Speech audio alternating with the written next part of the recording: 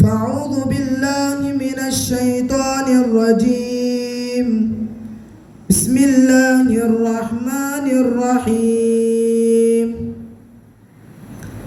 يا أيها الذين آمنوا لا تتبعوا خطوات الشيطان ومن يتبع خطوات الشيطان فإنه يأمر بالفحشاء والمنكر صدق اللہ العظیم. میرے معزز سامعین اکرام، اسٹیج پر جلوہ افروز علماء اکرام اور مہمانان خصوصی، پردہ نشین خواتین اور اس چمن عثمانیہ کے بلبلوں، میں نے آپ حضرات کے سامنے قرآن مقدس کی ایک آیت پڑھی ہے جس میں رب کائنات نے ارشاد فرمایا، اے ایمان والو، شیطان کے نقش قدم پر مت چلو.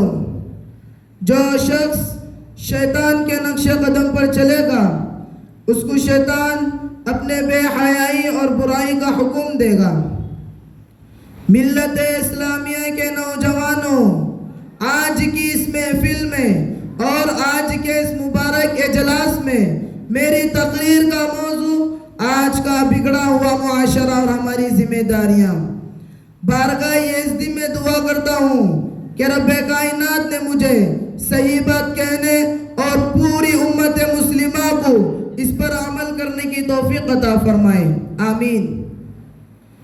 نوجوان دوستوں، آج کے اس نازک دور میں ہمارا معاشرہ اور سماج کن کن خرابیوں سے دوچار ہیں. اس کے اسباب و وجوہات کیا ہیں؟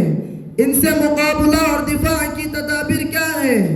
ان کو اس مختصر سے وقت میں بیان کرنا اور ان پر تفصیلی روشنی ڈالنا دشواری نہیں سمجھتا بلکہ ناممکن سا معلوم ہوتا ہے.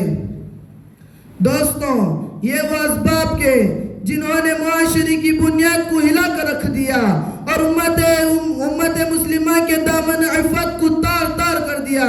ان میں سے سفلی عمل کرنا اور کرہانا، غیر مشروع طور پر گنڈے تعویذ کرنا، غیر شرعی کاموں کے لیے منتیں مانگنا، ماں باپ کی نافرمانی کرنا، مردوں کا ٹھکنوں سے نیچے پائجامہ کا پہنا، غیر مرحم مرد اور عورت کا بے بہاپا ملنا یا جلنا، لغو تفریحات میں وقت ضائع کرنا، ریڈیو ٹیلی ویژن پر فواحشات اور حیا سوز کا لشک کرنا، ان کا دیکھنا اور سننا، سینما دیکھنا، جوا کھیلنا، عورتوں کا بے پردہ رہنا، ننگے سر گھومنا یا پھرنا، کلا بازوں اور پیٹ کا کھلا رہنا، باریک لباس پہننا، شوہر کی امانت میں خیانت کرنا، دفاتر میں نامحرم کے ساتھ کام کرنا، بے پردہ بازاروں میں جانا،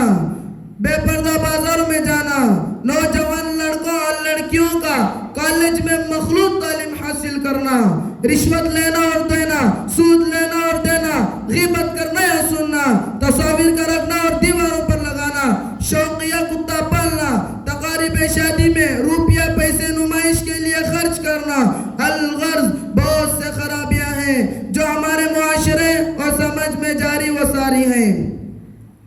محترم حضرات، یہ بھیانک بیماریاں ہیں جن کا تذکرہ اجمالی طور پر میں نے آپ کے سامنے رکھا.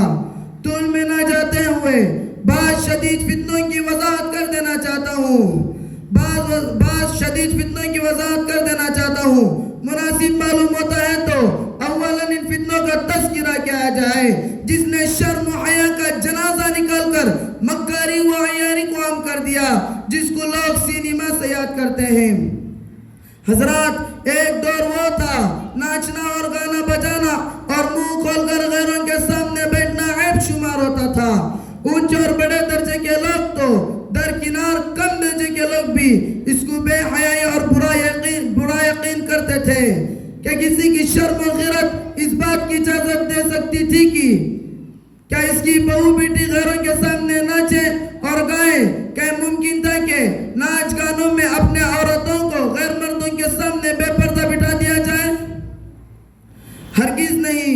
لیکن افسوس، صد افسوس کہ آج ہر شہر میں ایک نہیں کئی سینما ہیں جہاں مردوں اور عورتوں کے ہیں. شریف ذاتیاں خود ڈاکٹروں کی فرائض انجام دیتی ہیں. گندے اور فحش قصوں کی اجاکاری ہے. اجنبی مردوں کے سامنے بے پاکی سے حصہ لیتی ہے.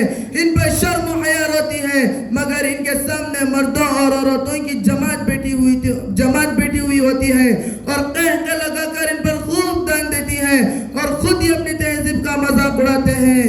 ہے افسوس ہماری عقل کہاں چلی گئی. مالدار اور غریب سبھی اس بیماری میں مبتلا ہے.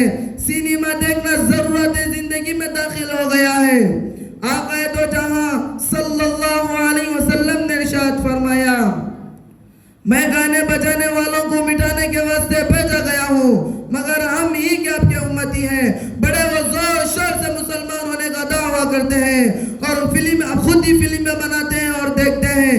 سینکڑوں اور ہزاروں گھروں کی چھتوں پر جب نظر پڑتی ہے، چاروں طرف سے لعنت کی آنٹیں دکھائی دی جاتی ہے اور یوں کہا جاتا ہے ٹی وی دیکھنے سے معلومات میں اضافہ ہوتا ہے، ٹی وی دیکھنے سے سائنس کی باتیں معلوم ہوتی ہے، ٹی وی دیکھنے سے جدید تحقیقات کا پتہ چلتا ہے، ٹی وی دیکھنے سے کارخانوں کا پیداوار کا پتہ چلتا ہے، ٹی وی دیکھنے سے ہڑتال کے اسباب معلوم ہوتے ہیں، ٹی وی دیکھنے سے انسان زندگی میں ترقی کرتا ہے، ٹی وی دیکھنے سے انسان کی زندگی راہ میں نکلتی ہے، ٹی وی دیکھنے سے بچے ہوشیار رہتے ہیں.